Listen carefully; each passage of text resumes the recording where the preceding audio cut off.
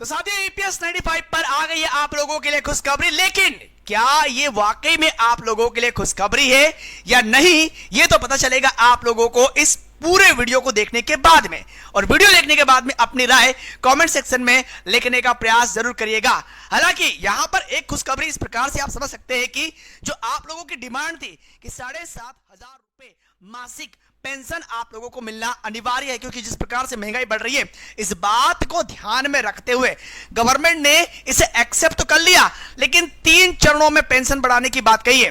Sir 3 चरणों में कैसे बढ़ाएंगे, कैसे बढ़ाएंगे, यही तो मुद्दा है और यही बात आप लोगों को इस वीडियो के माध्यम से आप बताने वाला हूं।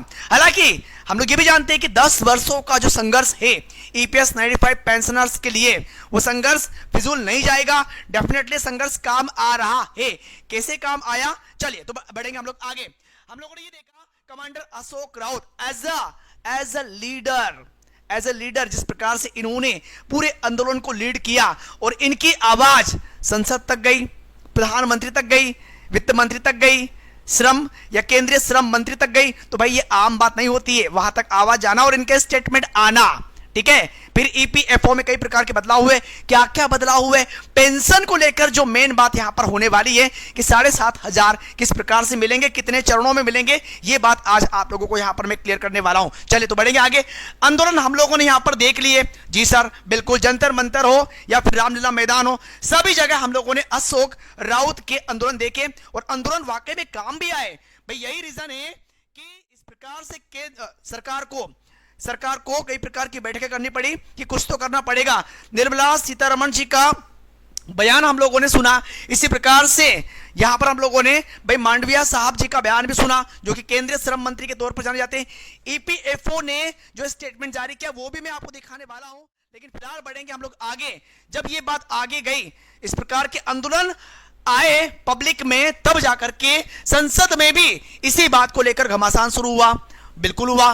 साथ में हम लोगों ने यह भी देखा कि बीच बीच में कमांडर अशोक राउत जो कि इस आंदोलन को लीड कर रहे थे, इनको गिरफ्तार भी किया गया। इन्हें जब वापस छोड़ा भी गया तब यहां से भी स्टेटमेंट आता है कि भाई सब हम शांति से आंदोलन कर रहे हैं, हमारी मांगों को पूरा करने के लिए हमारे हक की लड़ाई कर रहे हैं, हमें शांत रहने दो, अदरवाइज हम सरकार बनाना भी जानते हैं और बिगाड़ना भी जानते हैं। तो एक वार्निंग भी इन्होंने गवर्नमेंट को दी। एंड फाइनली आगे बढ़ेंगे तो जब भी बात नहीं बनी तो जो ईपीएस पेंशनर्स थे जो आंदोलन में अपनी हक की लड़ाई की मांग कर रहे थे, अपनी हक की लड़ाई लड़ रहे थे, उन्होंने गवर्नमेंट को चेतावनी भी दी कि भाई अगर आपने हमारी बात नहीं मांगी, और ऐसा भी नहीं कि बेफजूल की बात मतलब कि मनवा रहे, भाई हम तो हमारे हक मांग रहे हैं, अगर हक भी देने में आप सक्षम नहीं है तो फिर हमारे पास में कोई ऑप्शन नहीं है, हम आत्मदाह कर देंगे, खुद को जलाकर मर जाएंगे। ये बात हुई थी। एंड फाइनली जब आगे बढ़ेंगे तब बात आती ईपीएफओ की। ईपीएफओ ने क्या कहा, ईपीएफओ ने ये कहा कि भाई साहब एक काम करते हैं, हम आपकी पेंशन जो 1,000 रुपए आपको प्रति माह दे रहे हैं ना, इसे बढ़ा करके 3,000 कर देंगे। यहां तक की बात आई थी। लेकिन मेन मुद्दा जो आपको इस वीडियो में आज की जो अपडेटेड न्यूज रहेगी कि 3 चरणों में किस प्रकार से आपकी पेंशन 7,500 तक जाएगी, वहां तक आपको रुकना पड़ेगा, ठीक है। तो यहां पर यह बात आई थी, है ना, जिसमें से 60 लाख से अधिक पेंशनर्स को लाभ मिलेगा। ये बात किसने की थी, ईपीएफओ ने, कि भाई 7,500 छोड़ो, 3,000 रुपए आपको प्रतिमाह दिया जाएगा। अब इस पर भी आप लोगों ने अपनी अपनी राय देने का प्रयास किया था कि नहीं, हमें 3,000 नहीं चाहिए, हमें 7,500 ही चाहिए, प्लस में डीए, प्लस में मुफ्त चिकित्सा, ये आपकी डिमांड थी।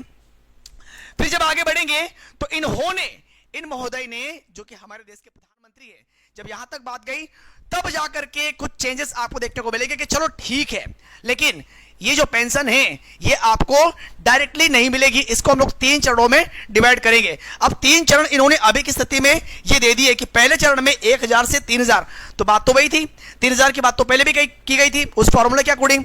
तो पहले चरण में 1,000 से 3,000 जो 2025-26 के लिए, और दूसरा चरण 3,000 से 5,000 2026-27 के लिए, और तीसरा चरण 5,000 से 7,500 जो कि 2027 से 28 के लिए होगा।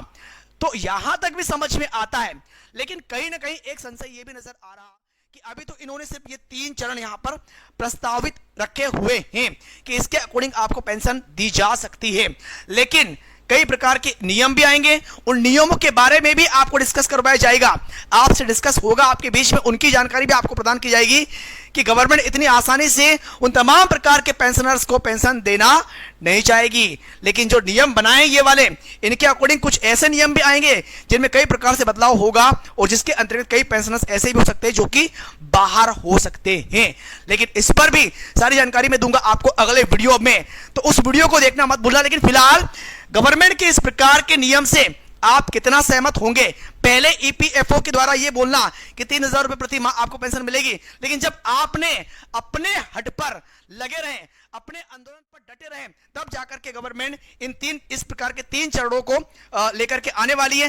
तो ये नियम, ये चरण अगर आते, इन चरणों के अकॉर्डिंग अगर आपको पेंशन मिलती है तो क्या आप इसमें संतुष्ट होंगे? क्योंकि अभी तक इसमें डीए और मुफ्त चिकित्सा पर बात नहीं हो पाई है। फिलहाल बस ये वाले 3 बिंदु पर इन्होंने डिस्कस किया, लेकिन फिर भी देखना है कि क्या वाकई में ये 3 बिंदु जो इन्होंने यहां पर दिए हैं, इन पर अमल होता भी है, और होता है तो कब से होगा? डीए और मुफ्त चिकित्सा पर बात कब होगी? इसके अलावा इनके द्वारा जो नए नियम अभी की स्थिति में डिस्कस किए जा रहे हैं, जो नए नियम बनाए जा रहे हैं, वो नियम भी आपके सामने लेकर के आने वाला हूं और उन पर भी अपनी प्रतिक्रिया देने का प्रयास जरूर करिएगा। लेकिन फिलहाल इन पर आप लोगों को क्लियरली अपने थॉट, अपने विचार व्यक्त करना है कि क्या ये सही है या नहीं है। जो भी आपकी राय है कमेंट सेक्शन में लिखने का प्रयास जरूर करिएगा। बाकी हम लोग मिलेंगे अगले वीडियो में एक नई जानकारी के साथ में। सो अभी के लिए बहुत बहुत धन्यवाद। Thank you. जय हिंद, जय भारत।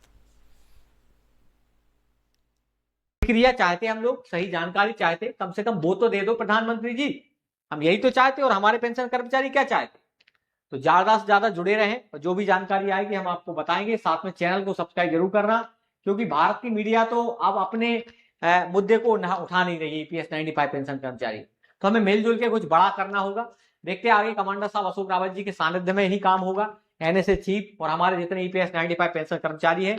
हम बुद्धि से काम लेंगे, शांति से काम लेंगे, और हमें कोई ऐसा कदम नहीं उठाना है जिससे खुद को और खुद के परिवार को या सरकार, किसी को भी नुकसान। हम नहीं चाहते किसी का नुकसान, बस हमारी मांगों को पूरा किया जाए।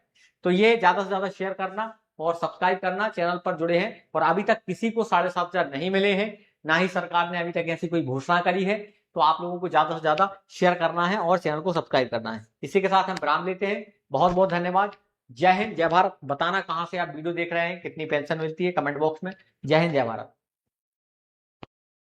गवर्नमेंट तमाम प्रकार की ऐसी संस्थाएं जो नुकसान में चल रही है उन्हें बंद कर सकती है। लगभग 30,000 ऐसी संस्थाएं जो घाटे में चल रही थी उन्हें बंद कर दिया या फिर उनका निजीकरण कर दिया। और अगर ईपीएफओ भी नुकसान में चल रही है तो भाई साहब आपको भी बंद कर देना चाहिए।